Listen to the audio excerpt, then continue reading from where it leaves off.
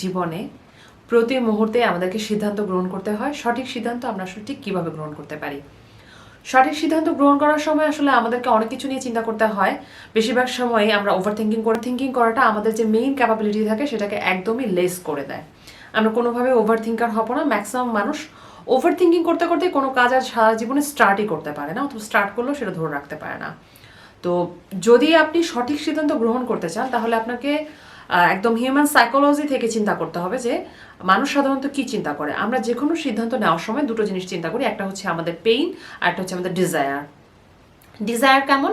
যেমন ধরুন আপনাকে যদি বলা হয় যে তুমি এই কাজটা করলে এই পরিমাণে সুখ পাবা, তখন আমরা সেটা করার জন্য খুব লাফিয়ে পড়ি এবং সুখের অনুসন্ধান করতে যে আমরা আমাদের লাইফে অনেক অনেক ভুল সিদ্ধান্ত গ্রহণ করি। আরেকটা যেটা হচ্ছে সেটা হচ্ছে পেইনের ভয়।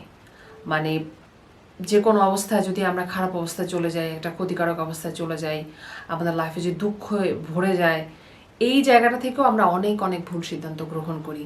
তাই এই দুইটা জায়গার কোনো জায়গাতেই নিজেকে একদম এক্সট্রিম লেভেলে চিন্তা করা যাবে না।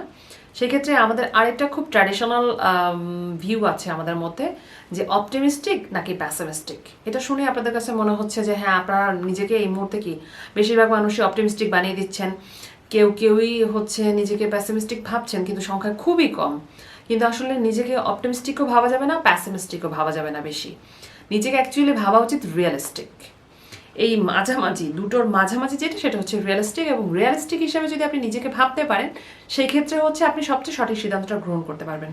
দেখুন, অনেকেই একটা নির্দিষ্ট বয়স পর্যন্ত চিন্তা করে আমার মন ভালো লাগতেছে না, আমি এটা করবো না, আমি এটা যাবো না, আমার মনে এটা বলে নাই।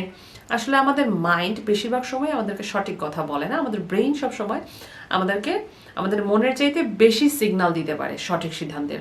সেক্ষেত্রে আমরা কোনো সিদ্ধান্ত গ্রহণ করার সময় আমাদের ব্রেইনকে কাজে লাগার চেষ্টা করব হার্টের চাইতে। হার্টকে যে আমরা একেবারে বাদ দিয়ে দেবো ব্যাপারটা তা না, হার্টও থাকবে, তবে আমরা আমাদের ব্রেইনটাকে মেইনলি ইউজ করার চেষ্টা করব। আপনি যখন কোনো সিদ্ধান্ত গ্রহণ করার চেষ্টা করবেন তখন আপনি ওই সিদ্ধান্তে আপনার নিজেকে বসাবেন না। এটা খুবই গুরুত্বপূর্ণ একটা কথা, যে আপনার জীবনের জন্যই নেওয়া হচ্ছে আপনার সিদ্ধান্তটি, কিন্তু আপনি সিদ্ধান্ত গ্রহণের সময় আপনার নিজেকে ওখানে সরিয়ে ফেলবেন। অনেকটা সায়েন্টিস্টদের মতো।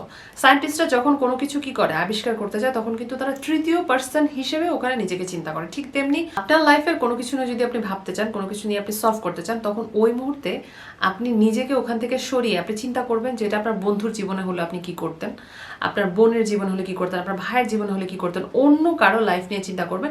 সবচেয়ে ভালো হয় ভাই বোন বাদ দিয়ে একটু দূরে, একটু পাশের বাসা, একটু বন্ধু বা একটু সোশ্যাল অন্য কেউ, কোনো ছোটো ভাই ছোটো ভাই, এইরকম লেভেলে আপনি চিন্তা করার চেষ্টা করবেন। তখন আপনি তৃতীয় পার্সন হয়ে যাবেন, থার্ড পার্সন হয়ে যাবেন ওখানে। এবং থার্ড পার্সন হয়ে যাওয়ার ফ্যাসিলিটি হচ্ছে যে এই মুহূর্তে আপনি যখন চিন্তা করছেন, আপনি খুব লজিক্যালি চিন্তা করছেন, কারণ আপনি পেইন এবং ডিজায়ারের দুইটা লেভেলের কোনো জায়গায় আর নিজেকে দেখতে পাচ্ছেন না। তাই আপনি বায়াস হবেন না কোনো সিদ্ধান্ত গ্রহণের সময়। বেশিরভাগ সিদ্ধান্ত গ্রহণের সময় আমরা যদি এমন হয় যে নিজের আপন ভাই বোন হয় বা নিজের ফ্যামিলির কেউ হয়, আমরা কিন্তু বায়াস হয়ে যাই, আমরা তাদের দোষ দেখতে পাই না। আমরা শুধু অন্য পক্ষের দোষ দেখতে পাই, অন্য পক্ষের সবকিছু চিন্তা করতে পারি। এই জন্য হচ্ছে আমরা বায়াসনেস তৈরি হয়, এই ধরনের কোনো সিচুয়েশনে নিজেকে ফেলবো না। আমরা বেশিরভাগ ক্ষেত্রে তৃতীয় পার্সন হয়ে এখানে সিদ্ধান্ত গ্রহণ করার চেষ্টা করবো। তাহলে হচ্ছে সবচাইতে সঠিক সিদ্ধান্তটা আপনি গ্রহণ করতে পারবেন। আপনার পক্ষে সম্ভব হবে সঠিক সিদ্ধান্ত গ্রহণ করা। এবং এই ধরনের একটা সঠিক সিদ্ধান্ত গ্রহণ করা আপনার লাইফকে কি করতে পারে, চেঞ্জ করে দিতে পারে। যেমন আমি যখন ফার্মগেটে চাকরি করতাম, তখন ওই সময় আমি 34তম বিসিএস প্রিলি টেকি, এবং প্রিলি টেকার পরে আমি ওখানে বাসা ভাড়া করি। ঢাকা দক্ষিণের এই মাথা থেকে ফার্মগেট পর্যন্ত যেতে ঢাকা শহরে যে জ্যাম, তাতে 1.5-3 ঘন্টা হচ্ছে আমার রাস্তায় চলে যাবে। তখন আমি চিন্তা করি যে পার ডে যদি 3 ঘন্টা করে সময় আমার রাস্তায় চলে যায়, তাহলে আমি জীবনে কোনোদিন কাটার হতে পারবো না। এই থিঙ্কিংটা যখন আমার আসে, তখন আমি সিদ্ধান্ত নিয়ে ফেলি যে আমি বাসা নিব। তো আমি আমার হাজব্যান্ডকে বলি এবং সে অনেকটা দোদুল্যমান অবস্থাতেই আসলে বাসা নিতে রাজি হয়, কারণ বাসা না নেওয়া ছাড়া আমি ক্যাডার হতে পারবো না, এটা তাকে আমি বোঝাতে সক্ষম হই। কিন্তু তারপরে ফ্যামিলির একটা প্রেশার তো থাকে, যেহেতু নিজেদের হচ্ছে ঢাকাতে বাড়ি, সেটা রেখে কেন ভাড়া থাকবো, এই ধরনের অনেক সাইকোলজি, অনেক কিছু কাজ করা শুরু করে। তখন আমি সিদ্ধান্ত জানিয়ে দিই যে না, আসলে আমাকে বাসাটা নিতেই হবে। তো আমি খুব হার্ড একটা ডিসিশন নিই, এবং এই হার্ড ডিসিশনে আমার হাজব্যান্ডও হচ্ছে আমার সামনে অনেকটা মানে দোদুল্যমান সিচুয়েশন থাকলেও সেটা প্রকাশ করে না। তো তারপরে আমি বাসা নেই, এবং আলটিমেটলি তো 36তমতে আমি ক্যাডার হয়ে বের হই। তো এখন মাঝে মাঝে আমার হাজব্যান্ড বলে যে তুমি ওই সময় যে ফার্মগেটে বাসা নেওয়ার সিদ্ধান্তটা গ্রহণ করেছিলা, এটা হচ্ছে আমার জীবনে লাইফ চেঞ্জিং একটা সিদ্ধান্ত। তো লাইফ চেঞ্জিং সিদ্ধান্তগুলো এরকম ছোট্ট একটা সিদ্ধান্ত, কিন্তু সঠিক সিদ্ধান্ত আমাকে সফলতার দ্বার প্রান্ত পর্যন্ত নিয়ে গেছে। কারণ আমি পার ডে যে টাইম নষ্ট হওয়ার যে একটা পসিবিলিটি ছিল, সেখান থেকে নিজেকে সরিয়ে নিয়ে এসে সেফ জোনে ফেলে দেই।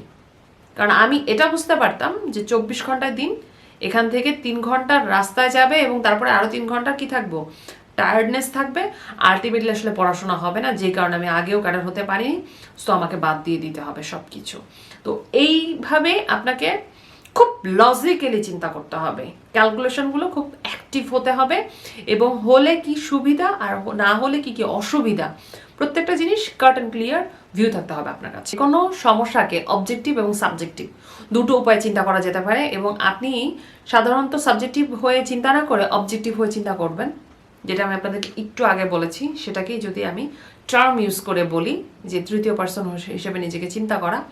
তো এই ধরনের ছোট ছোট কিছু সঠিক সিদ্ধান্ত আপনার লাইফ চেঞ্জ করে দেবে, এবং সঠিক সিদ্ধান্ত গ্রহণের সময় খুবই শান্তভাবে এবং একটু সময় নিয়ে চিন্তা করতে হবে। হুট করে কখনো মানুষ কোনো ভালো সিদ্ধান্ত গ্রহণ করতে পারে না। সময় অবশ্যই খুব গুরুত্বপূর্ণ এক্ষেত্রে। ভালো থাকবেন সবাই।